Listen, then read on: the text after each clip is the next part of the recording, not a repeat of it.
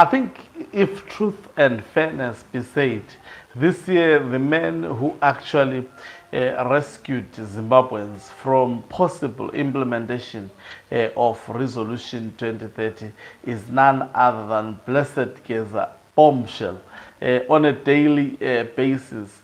And I think he is the most influential person, almost on a daily basis, even though he is quiet, he is being spoken of by Zanu PF cronies, especially those supporting Emerson Tambuzo Mnangagwa. And of course, some people expect Blessed Gaza to be always making noise on a daily basis. Remember, I've characterized Blessed Gaza as not just an ordinary politician.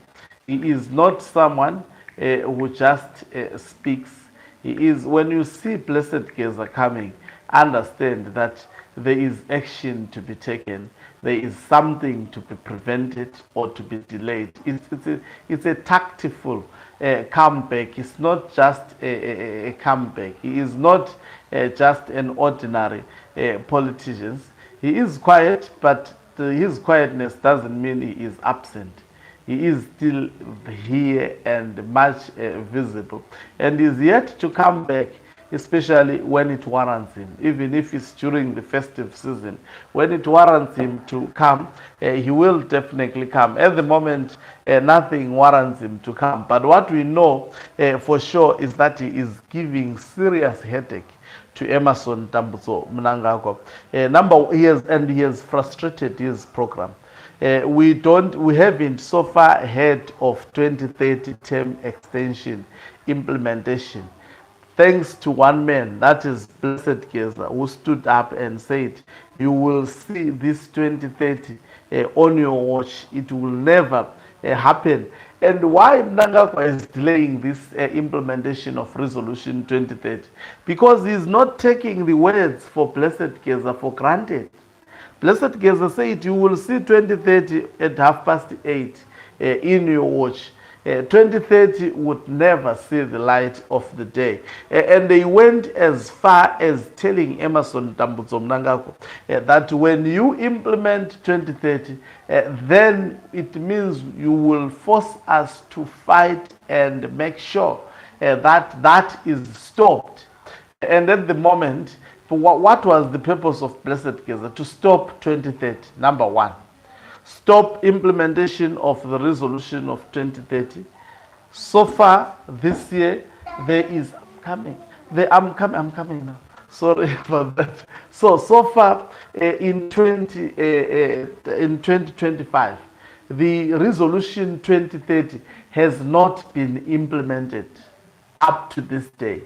And this is because of one man, that is Blessed Gaza. So in terms of if we're to rate them, he is leading. And at the moment, I mean, if there was no Blessed Gaza, 2030 would be a sealed thing. We will be knowing that there are no elections in Zimbabwe up to most probably, possibly 2030. And they would have maybe started to sing another song of saying, no, let's make it 2035 or let's make it 2040. Who knows? That is what would have been happening. But the protests that were organized by Blessed Gaza, the messaging of Blessed Gaza so far, and also the action that we saw on ground, of which I've always told people that the language that Zanu PF hears, it is the language that is used by Blessed Gaza. It is the actions that are used by Blessed Gaza. If you are into politics, only talking about elections that Zanu PF can easily manipulate, even Blessed Gaza said so that please, the opposition political party, join us in getting rid of this man. Because the elections we are preparing for, Emerson Tambuzo Mnangagwa is planning to stop them. And of course, political parties may be formed, but Zanu PF would never at this stage be defeated by a political party whose only strategy is preparing to get rid of Zanu PF through the ballot box. It will never happen. Look at what they do internally. To remove Robert Gabriel Mugabe, there was supposed to be a Congress in December, a Congress of Zanu PF. And because the military understood that this man cannot be removed by a Congress, no matter even if you can have supporters, that Congress is just a platform for youths to be given beer and for them to chant slogans, and it ends there. That is, Zanu PF understand itself when it comes to getting rid of the leader. Even Chris Mutswangwa spoke it, that being even elevated to the Central Committee doesn't mean you would be the leader of Zanu PF, because he said there is absolutely nothing like that on the constitution of Zanu PF, because Zanu PF understands, those who are in Zanu PF, they understand it very, very well, that they rig elections. They rig elections. They will only give you the constituencies where they want to give you. But all things which are called elections in Zimbabwe are manipulated, bought, and rigged. Successfully so by Zanu PF. But Blessed Geza came with the most effective way of stopping Mnangagwa.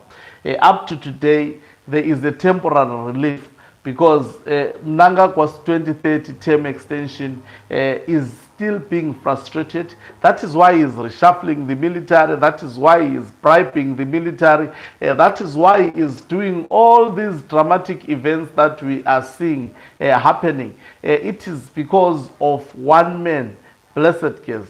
The reshuffle of the military, the bribery of the military, it is because of one man, and that is Blessed Geza. And at the moment, people may say, but he's quiet now. He is definitely quiet because there is nothing that warrants him to come. I can actually assure you, when any dangerous move to implement 2030 term extension, let them announce it, you will see. You will see the man coming. And most probably, his coming back would not just be an ordinary or usual comeback. It will be definitely a different comeback this time around. So, in my humble opinion and submission, the quietness of Blessed Gaza should never be misinterpreted if you understand politics. I've been saying that since March, that man should never be underestimated. He's an institution. He is, and the Mnangagwa understand that Blessed Geza is not a standalone man. He is an institution.